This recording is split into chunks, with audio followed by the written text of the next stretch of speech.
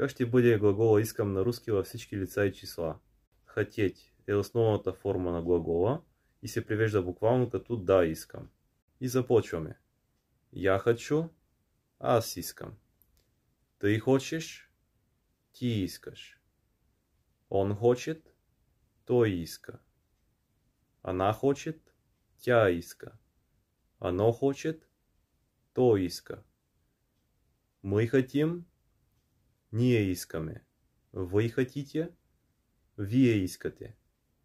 Они хотят, те искат. Както виждаме, всичко почти е както в българския с спряжението. Няма нищо сложно.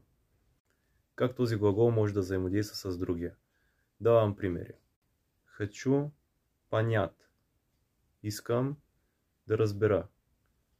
Хочу знать. Искам да зная. Хочу взять. Искам да взема. Както виждате, примерите са от едни и същи лица и числа и заради това в руския може да се каже само с две думи.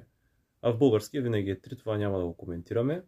Сега ще разгледаме вариантите, където са от различни лица и числа комбинираните глаголи и ще видите как се получава в руския език. Хочу, чтобы ты пошел.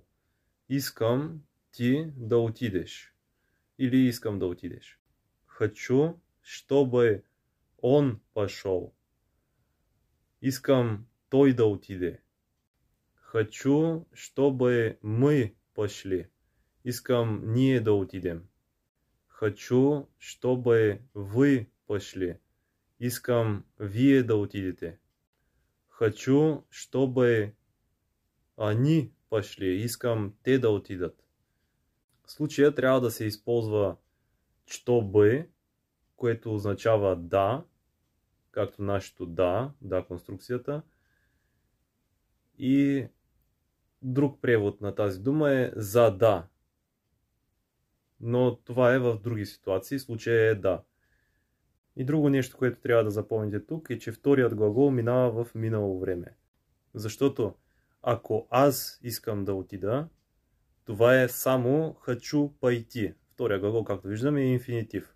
А във втория случай, когато искаме някой друг да отиде, хочу, чтобы ты пошел, или хочу, чтобы он пошел, или хочу, чтобы мы пошли, тогава вече трябва да е минало време.